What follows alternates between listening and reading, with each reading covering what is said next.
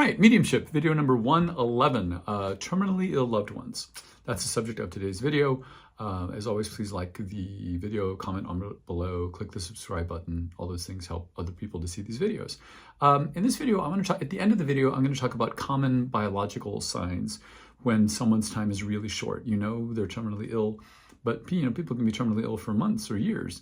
So I'm talking about the last days or hours of their life. But first, I have a couple of suggestions when you know that you're terminal or when you know someone you really, really love is terminally ill.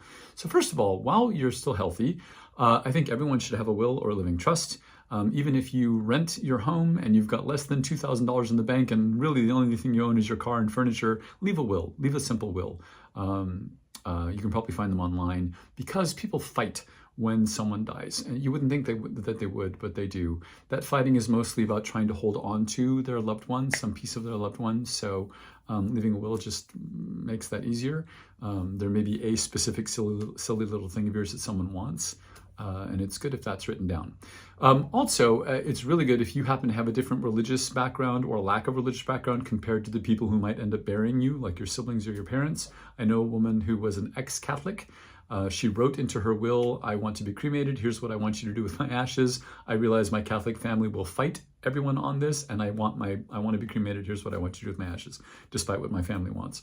So that was all in writing. So, there was nothing they could do about it as much as they wanted to. And even then, even though everybody knew that, I happen to know this woman's sister, where she was dying in hospice, her sister snuck in a Catholic priest and had him give last rites to this woman who was not Catholic. So they just didn't have any respect. And when you write things down in a will, it kind of leaves people no choice but to do what it is that you wanted to be done.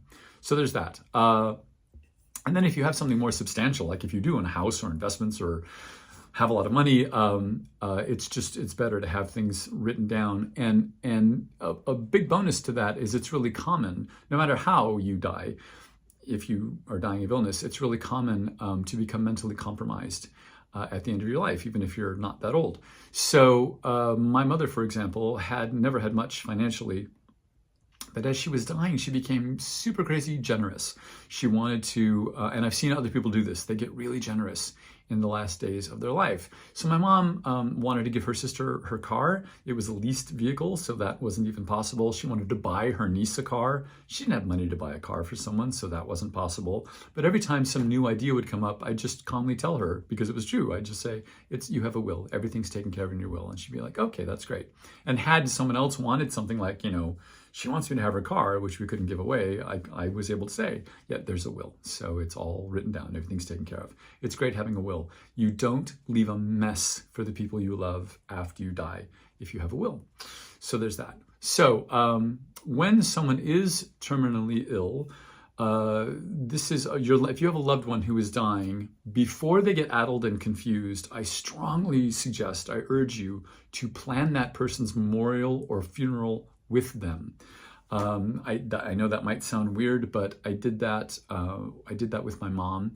It was the most surreal conversation I've ever had in my life. It was so weird planning my mom's memorial service with her.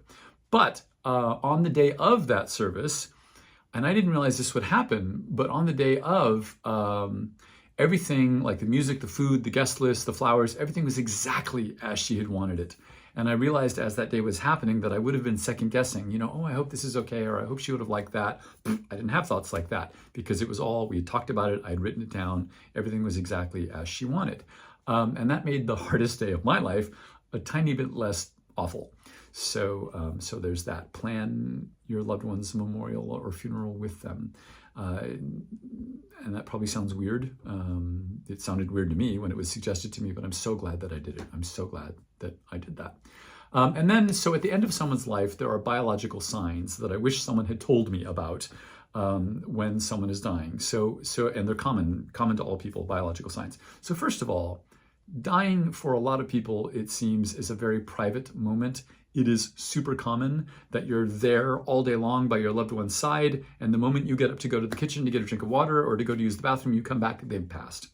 It turns out for a lot of people, letting go of their body is a very private moment. So don't beat yourself up for that. If you weren't there, nobody dies alone. And it's just it's a private thing for a lot of people. So if your loved one is terminal and you're thinking of something you've seen in movies or television about holding their hand and as they're dying, it's probably not going to work out like that. People wait for a private moment and then they let go. That happens a lot. Very common biological signs that someone's time is coming short, is getting really short. They will sleep like it's their job, like 20, 22 hours a day or more. They'll just keep sleeping. So that happens. They may not know you toward the end of their life. My mom thought her son Lawrence was 12 years old. She had no idea who I was. And so they do get confused. Sometimes they'll get uncommunicative, and that can be because they're confused, and it can be because they're just done. So my mom had an aunt, for example, who just stopped talking. You'd go to talk to her, you'd offer her food or water, and she'd just go like that. She was done. She wanted out. So that can happen. The two gigantic red flags, this is what I wish I had known, I wish someone had told me. The two gigantic red flags that someone is going to die soon are about 5 to 8 days before they actually pass, they stop eating. And it's not that they're trying to hurry the process along, they just feel full. This happened to my father-in-law. He actually said to me, I haven't eaten in 5 or 6 days. I understand logically I should be hungry, but I feel really full. I just don't want to eat. That's a real common sign.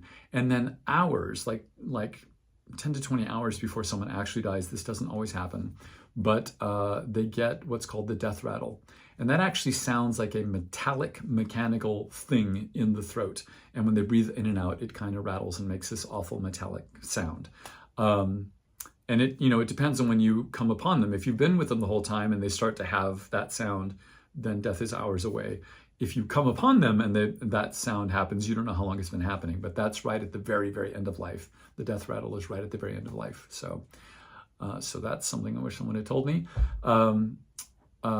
If your loved one is dying, I'm sorry.